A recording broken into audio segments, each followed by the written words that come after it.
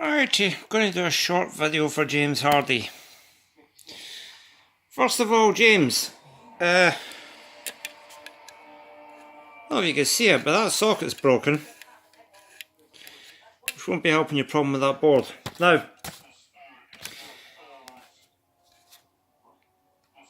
I know there's a lot of people working on these,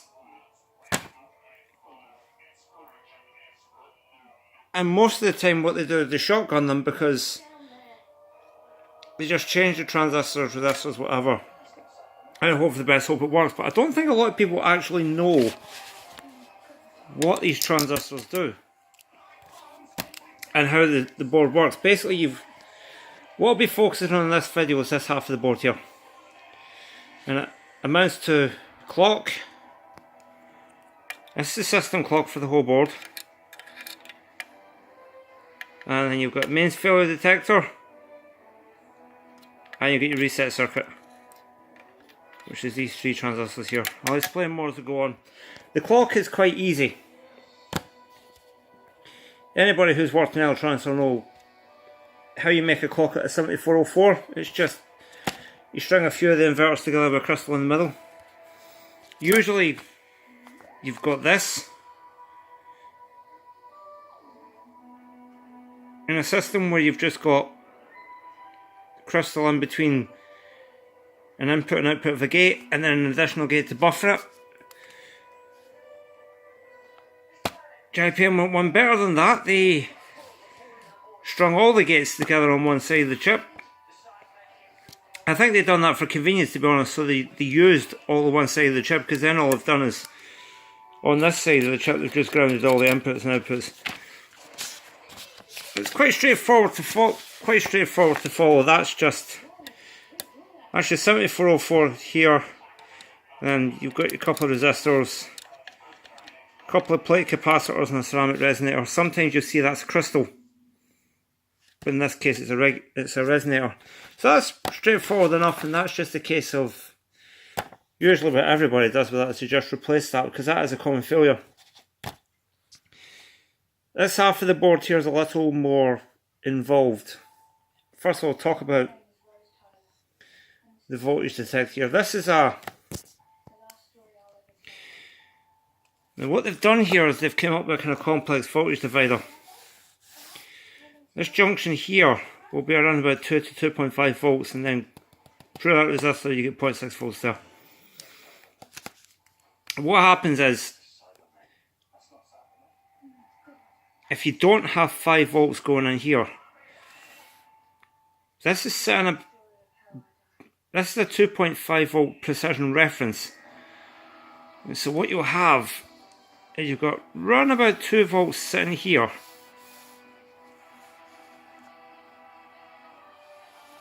and you've got around about 2 volts sitting here, and then it forms voltage divider between the two of them to bias this transistor on or off.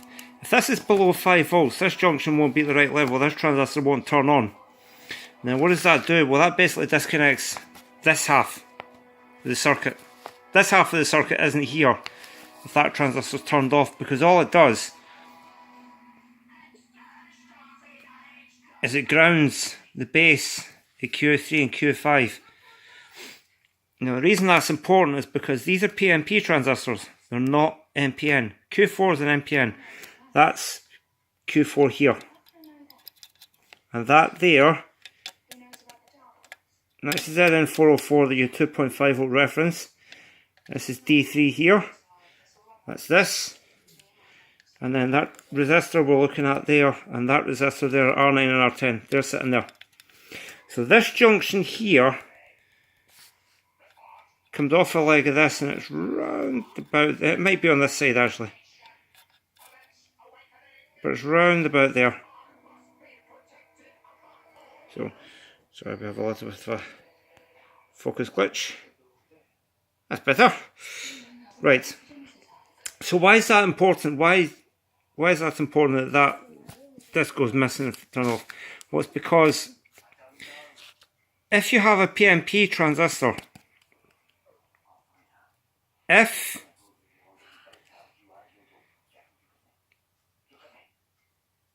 you have the base grounded, it turns them on. If you have it above ground or even just floating, if it's just the base is disconnected, they're turned off. Now, you don't need to have these transistors connected to anything at all to leave them off. Same true with an NPN. If the base is open, it'll be off. But this allows you to do a very clever thing. You don't have to supply PNP transistors with a voltage, you just have to ground them. It's a bit difficult to explain it in layman's terms. Basically, if this is near 0 volts or ground, the transistor turns on. So what does that do? Well, if this transistor is on and these are grounded, we've still got base resistors here, you can see them. This resistor here also is providing a load that can pull to ground. And then there's a diode here to make sure that the current can only flow away from the base of this transistor into ground. It can't backfeed through this one.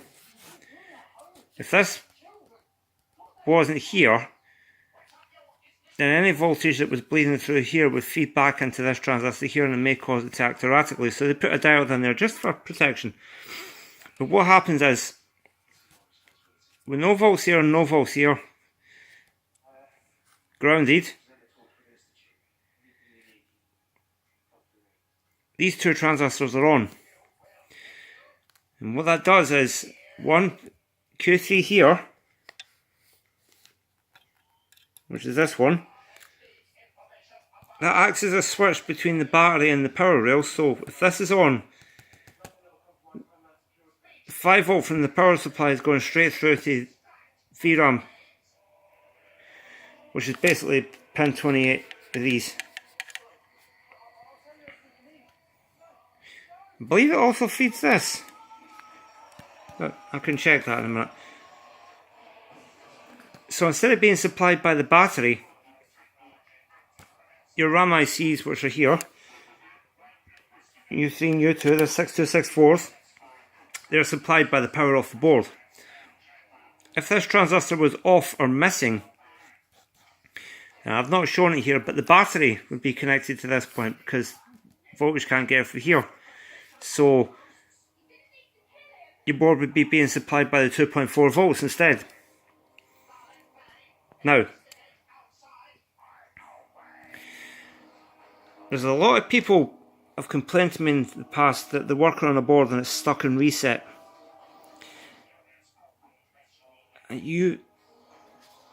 People go looking for the reset fault on the main board. Says, is it the main board or the power supply? No. It's a lot simpler on that. It's just a transistor. It's Q5.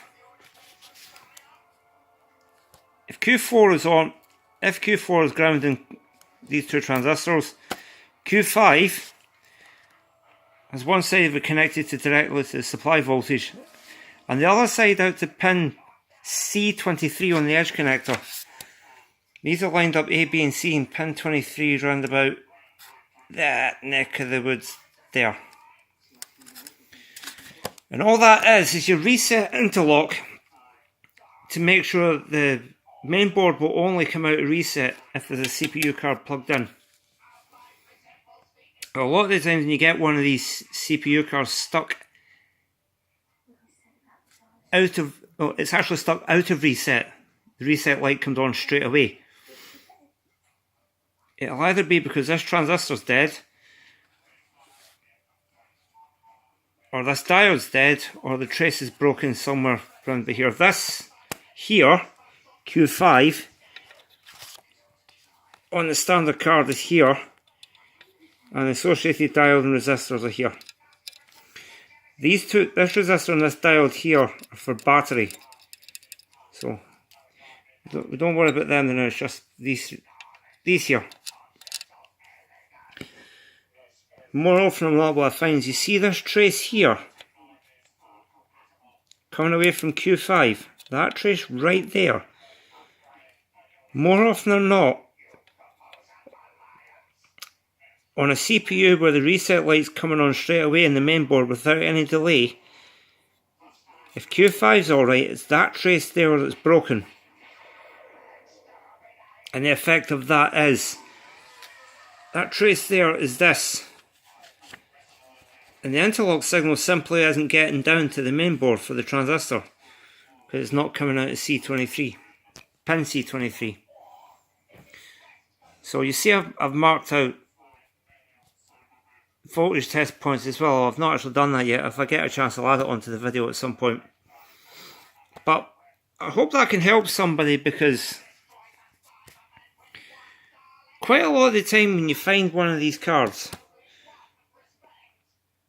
even in good condition, there will be some sort of issue up here. It's usually the precision reference has died or the clock has died. And what you do is, no matter what you do, you can replace everything down here, socket, pals, chip select transistors, which are those, jumpers, RAM, and you still get nowhere. It's usually because either you get no system clock or because your board isn't coming out reset. So I hope that helps somebody.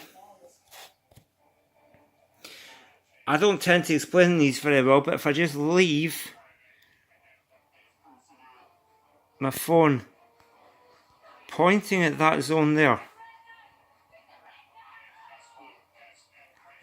if you're repairing one of these boards, you'll probably know what that circuit's on about.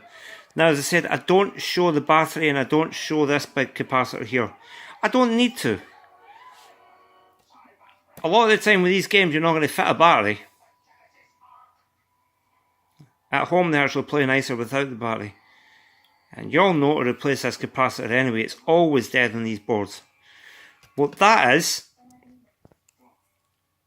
that's connected here to ground.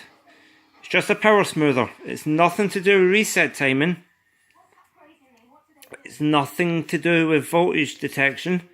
It's just a smoother. It's just a power filter. Board will actually run reasonably well without that even being there. But I always fit one anyway. I always tend to fit a bigger capacitor, because you can get bigger capacitors in the same size these days. I usually fit a 220 in there. As I said, it will run to an extent without it, but it would be prone to voltage fluctuations and stuff. It might act up, but usually I've found that when that's not there, it will still run in testing. So I'll just leave that point there at the minute. I would say this transistor here causes people the most problems, because when that or something related to it is dead, your board's never going to go into reset, never come out of it, because you're not getting the interlock signal. What I'm on about, and if you think of MPU3, MPU4, they've all got interlocks. They just, JPM did it a much simpler way with a single transistor. I think on MPU3 it's a set of AND gates, MPU4 the same. But yeah. So I hope that helps somebody. Now, the subject of this.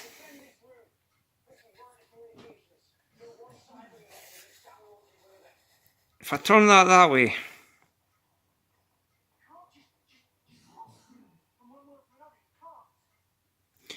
can you see the curve there? I can feel the curve there as well. That socket has been prized with a screwdriver, or somebody's not quite known how to use the puller, because that socket is bad. I also know that that socket's probably not too healthy.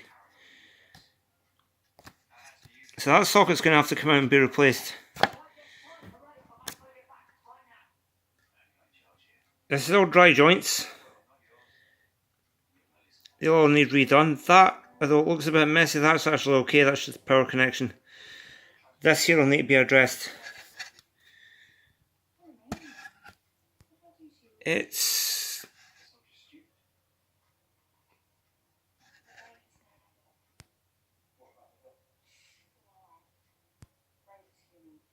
not great.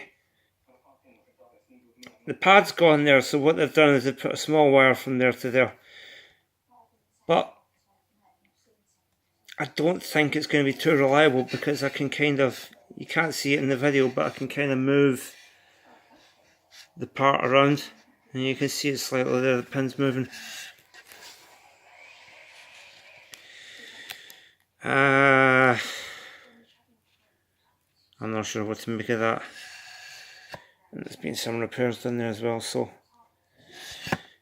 it's also a bit suspicious with a big blue X on it. Looks like somebody knew this was faulty. So you can see, see if I can get my camera to focus in a bit. Yeah, we can focus in okay.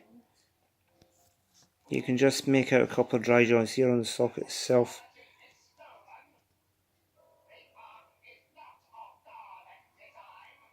Yeah, you can see a couple of degraded pins there. So, yeah, symptoms with this card are actually a strange one. I need to get a hold of an actual machine to test it in, because this one lights up the board and flashes its status LED to the cows come home. The minute you actually try and run it in a game, it won't get past the point in the game where it puts the program ID up on the alpha display. It won't even manage to display maybe 1 or 2 characters.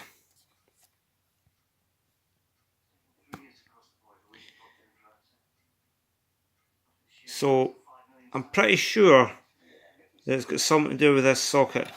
I mean, yeah, this isn't too great under there, but it's making a connection.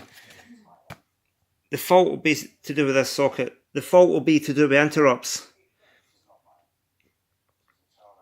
Because one thing I was told is the game runs perfectly if it's in an alarm state.